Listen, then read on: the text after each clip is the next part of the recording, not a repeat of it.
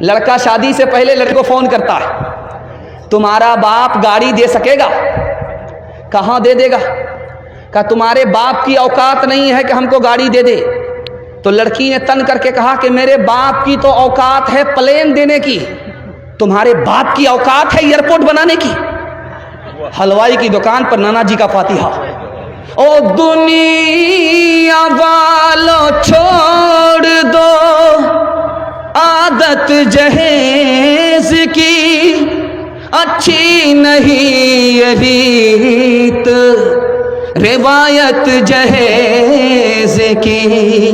سب سے بڑا جہیز ہے اے دوستو دلہن, پھر اس کے بعد کچھ نہیں قیمت جہیز کی. کہنوں کے اٹھتے غریب اور بیٹی, سامان مانگے 6-2-5 پیٹی. کہنوں کے اٹھتے غریب اور بیٹی, سامان مانگے 6-2-5 پیٹی. گھوڑا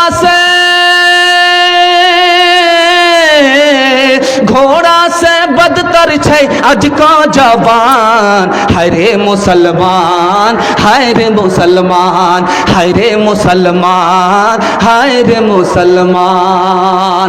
بیٹی کی شادی فری میں کریں گے, ہاتھ اٹھائیے انشاءاللہ. بالکل صحیح جا رہا ہے. بیٹا کی شادی فری میں نہیں کریں گے, ہاتھ اٹھائیے انشاءاللہ. یہ دیکھیے کتنے بے ایمان نظر آ رہے ہیں. دھیان سے سنیے گا, چوتھا نمونہ آپ کی خدمت میں لے کر کے آ رہا ہوں, اس کو بہت دھیان سے سنیے گا. چوتھا پیغام آپ کی خدمت میں آ رہا ہے, تیزی سے نکل جائے گا. اللہ ہمارے سنانے کو آپ کے سننے کو بے حد قبول فرمائے. دھیان سے سنیے گا. نشہ کے حوالے سے پیغام آ رہا ہے. ہمارا جوان ہاتھ اٹھا کر کے وعدہ کرے, میں جو پیغام دے رہا ہوں آپ قبول کر کے دکھائیے. میں گارنٹی لے کر کے جا رہا ہوں جلسے میں, 1 سال میں آپ کو 10 سال کے برابر اللہ ترقی دے گا. جوان لوگ ہاتھ اٹھا کر کے وعدہ کیجئے, انشاءاللہ قبول کریں گے.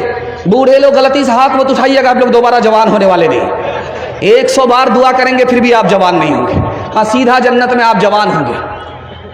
رستم نے مسلمانوں کے بارے میں اپنے قاصد سے پوچھا, مسلمان کو ترقی کیوں ہو رہی ہے؟ حضرت عمر نے 10 سال کے اندر 22,51,000 مربع میل زمین کو فتح کیا. مسلمان فتح کرتے جا رہے ہیں, ترقی کیوں ہے؟ تو جواب دیا قاصد نے کہ مسلمان دارو نہیں پیتا اس لیے زمین فتح کر رہا ہے, ترقی ہو رہی ہے. مسلمان زنا نہیں کرتا اس لیے ترقی ہو رہی ہے. رات میں وہ تہجد پڑھتا ہے, دن میں گھوڑے کی پیٹھ پر وہ شہ سوار ہے.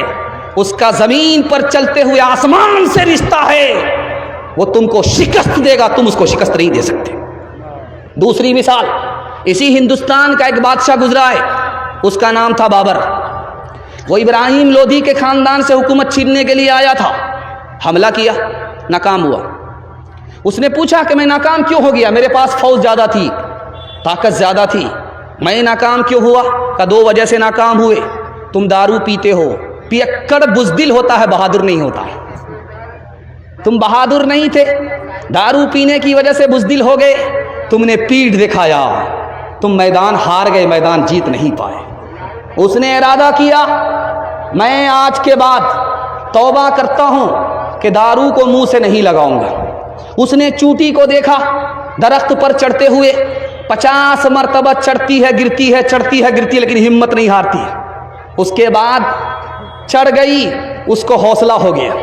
اس نے دارو سے توبہ کیا اور ہمت کے ساتھ حملہ کیا, خاندان میں حکومت لے کر کے آیا. سینکڑوں سال اس کے خاندان میں حکومت باقی رہ گئی. تیسری مثال آپ کے سامنے رکھنے کے لیے جا رہا ہوں. آپ نے حجاج بن یوسف کا نام سنا ہے.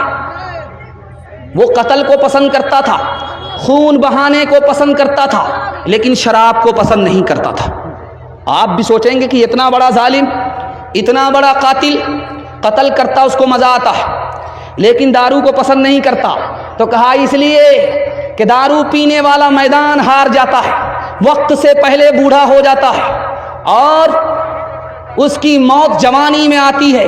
اس لیے مجھے قتل کرنا پسند ہے, دارو پینا پسند نہیں ہے. چوتھی بات آپ یاد رکھیے جو میں آپ کے سامنے کرنے کے لیے جا رہا ہوں. عیسائی پوپ نے کہا مسلمانوں کو تلوار سے مارنے کی ضرورت نہیں ہے, تلوار سے قتل کرنے کی ضرورت نہیں ہے، توپ سے اڑانے کی ضرورت نہیں ہے، مسلمان خود بخود تباہ ہو جائیں گے۔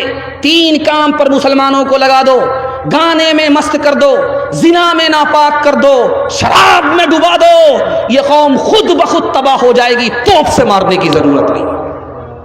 5واں نمونہ آپ کی خدمت میں لے کر کے آ رہا ہوں، اس کو بہت دھیان سے سنیے گا۔ ایک جوان آیا اللہ کے رسول کی مجلس میں، کہا یا رسول اللہ میں کلمہ پڑھنا چاہتا ہوں۔ کہا مبارک ہو، سبحان اللہ، جوان مبارک ہو، کلمہ پڑھ لو۔ جوان کہتا یا رسول اللہ میری ایک شرط ہے۔ کہا کیا شرط ہے؟